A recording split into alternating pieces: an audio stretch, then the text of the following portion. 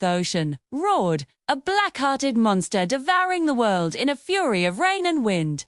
Lightning split the sky, illuminating our ship for a final, terrifying moment. The Serpent's Kiss, a vessel feared from Tortuga to the Indies, was being torn apart like driftwood.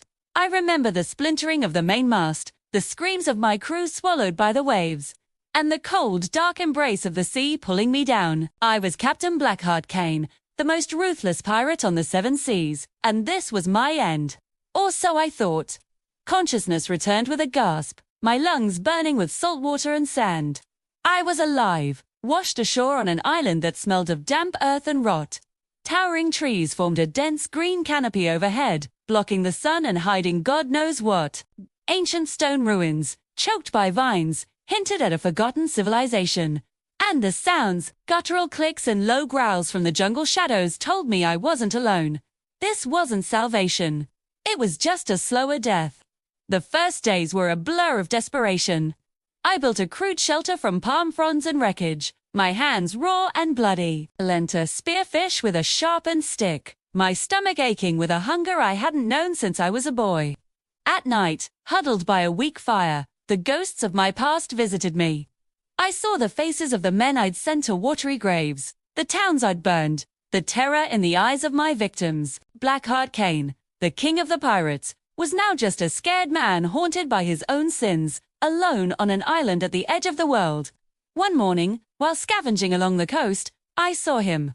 A man, thin and delirious, clinging to a piece of a merchant ship's hull. I dragged him ashore. His name was Thomas, a simple sailor.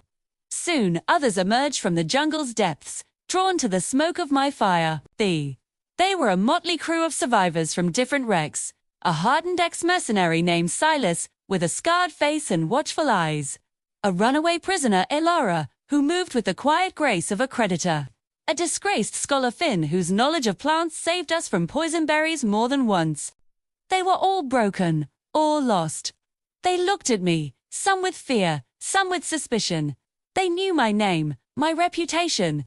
In the old world, I would have ruled them with an iron fist and the threat of a blade. But here, fear was a useless currency. We were all equal in the face of starvation. I didn't command them. I showed them. I taught Silas how to set snares. I listened to Finn's advice on clean water sources. I gave Elara a knife, earning her silent, grudging respect. We weren't a crew bound by greed, but a pack bound by the primal need to see the next sunrise. Slowly, a fragile trust began to form. Our newfound unity was soon tested.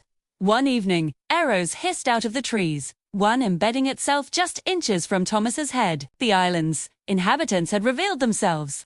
They were a native tribe, their bodies painted with mud and ash, their eyes burning with hostility.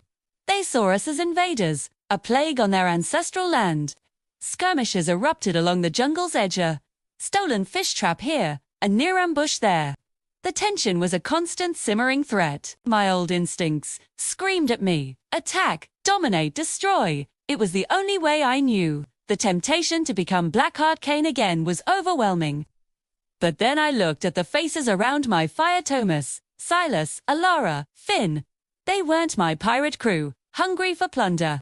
They were just people trying to live. Leading them into a bloodbath felt wrong. It felt like a betrayal, not of them, but of this second chance I'd been given. I had to be smarter. So, we fought a different kind of war. This wasn't about raids and cutlasses. It was about minds and strategy. Finn studied the tribe's movements, mapping their patrol routes. Elara, a ghost in the trees, became our scout, our eyes and ears. Silas, the old soldier, taught us how to build fortifications and clever trap spits, snares, and alarms made of shells that would rattle in the night. We used the jungle itself as our weapon. We created diversions, led them on ghost chases, and used psychological tactics, making our small group seem like a much larger, more formidable force. The climax came not in a chaotic battle, but in a calculated strike. We didn't attack their village. Instead, we targeted their leadership during a sacred ritual Finn had learned about. With Elara leading the way, we infiltrated their camp under the cover of a storm, much like the one that brought me here. We captured their chieftain without spilling a single drop of blood. Faced with a choice: see their leader executed, or retreat to the island's far side, they chose to live. They vanished back into the jungle, leaving their settlement in the coastal territory to us. We had won, not through brutality, but through unity and intelligence. In the aftermath, the real work began.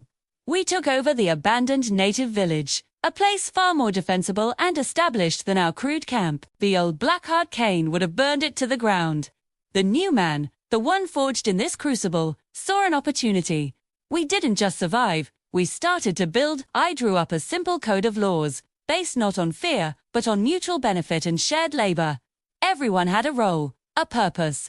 We established a council. We turned old enemies into new partners, offering amnesty to a few captured tribesmen who chose to stay, their knowledge of the island proving invaluable. Years passed. The island, once my prison, became my kingdom. We built a thriving society from the wreckage of our past lives. Our village grew strong, a testament to resilience. I would often stand on the highest cliff, the same one where I first surveyed my lonely prison, and look out at the endless blue expanse. The ocean that had tried to claim me, that had stripped me of everything I was, had unwittingly given me everything I could ever be. It washed away the pirate king and left a man, a leader. My name, once whispered in fear, was now spoken with respect. I was Cain, the Castaway King, and though my kingdom was peaceful, I knew the sea was a fickle mistress. It had given me this life, and one day, it might just call me back.